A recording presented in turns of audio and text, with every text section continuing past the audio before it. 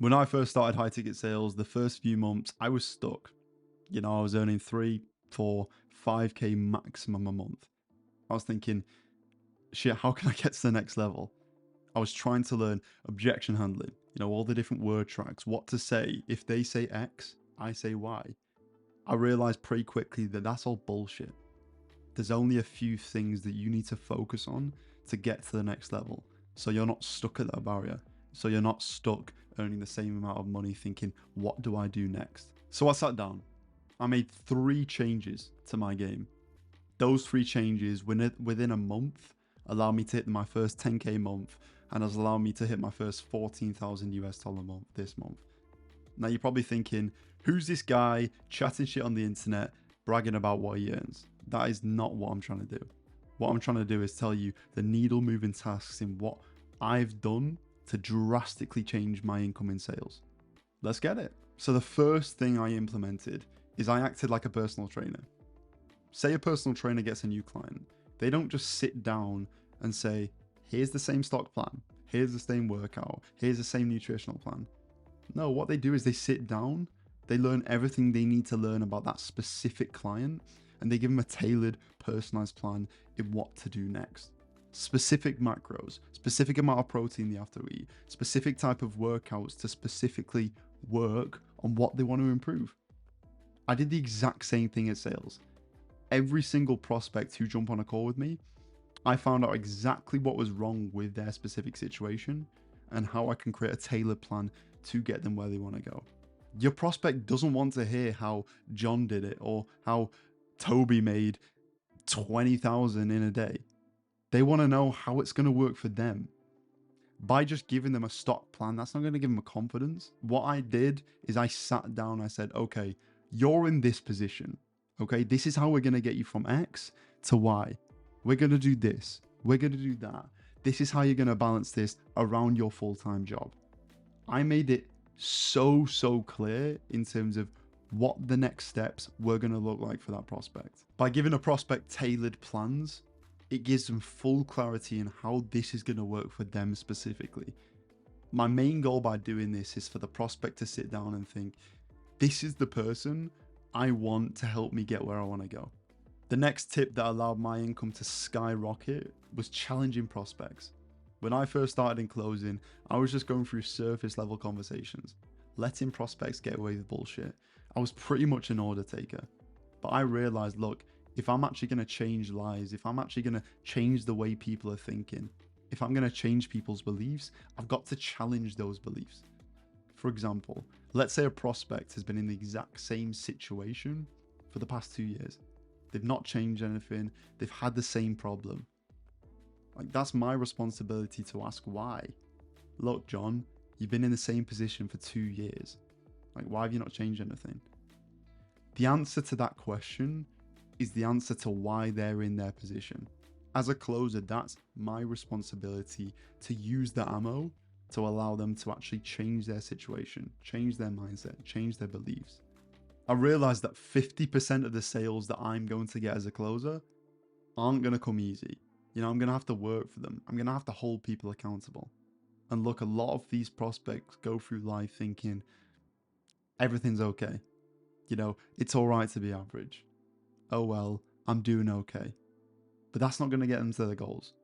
So I realized, look, I've got to really have a transformational conversation. Even if they don't end up buying the product, buying the service, I want this prospect to leave this call thinking, shit, I know what I need to do. Shit, that was what's holding me back. I'm thankful for being held accountable because look, if you don't hold these prospects accountable, if you don't just call them out for their bullshit and ask the questions that a lot of people don't want to ask, then their mindset's not going to change. It's a good chance they're going to do the same thing for the next 2 years, 5 years, the same thing that's led them to be in the position today. So be the person, be the coach, be the person that they need to hold them accountable. The last tip pretty much changed the game for me. And it wasn't to take objections for face value. Look, like 99% of prospects give an objection and it's just not the truth.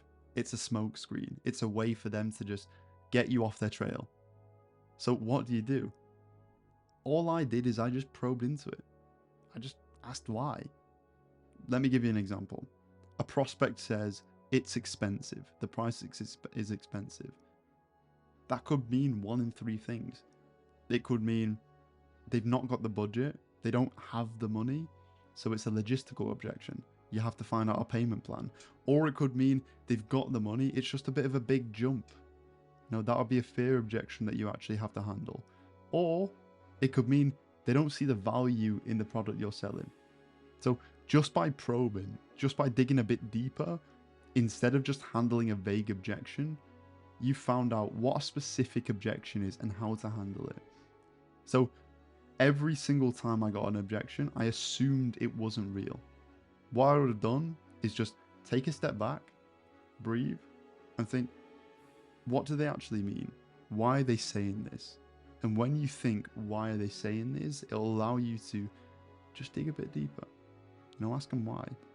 Ask them what specifically they mean by that. Even mirror it. Repeat what they said. More times over, you're going to find out the specific objection and what exactly they mean just by asking one or two probing questions.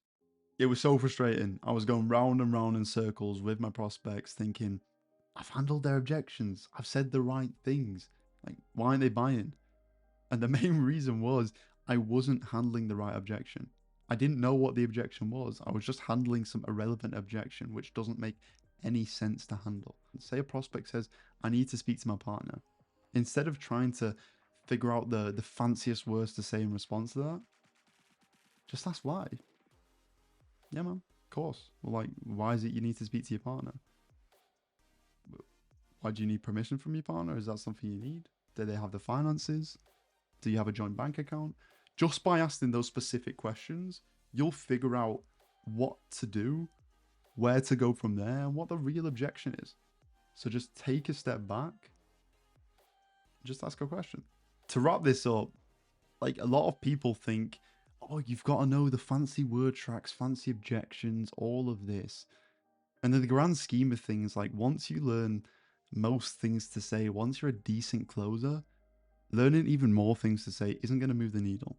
Now it's going to move your closing rate. It's going to make you more money fractionally. What you got to figure out is, okay, how can I connect more? How can I actually figure out what they're saying? And what are the big needle movers? So what I'd say, which definitely helped me, is just sit down, analyze your calls, analyze what's going wrong, get someone else to analyze it, and actually figure out, okay, what are the main needle movers? What do I need to get better on so that I can really change the game for myself? But yeah, that's how I went pretty stagnant at like 3, 4, 5K a month to doing 10K consistent months and then hitting my first 14K month this month. If it helps, drop me a message. I'll be happy to answer any questions, go from there. Let's get cracking. Let's get moving the needle. Have a good day, guys.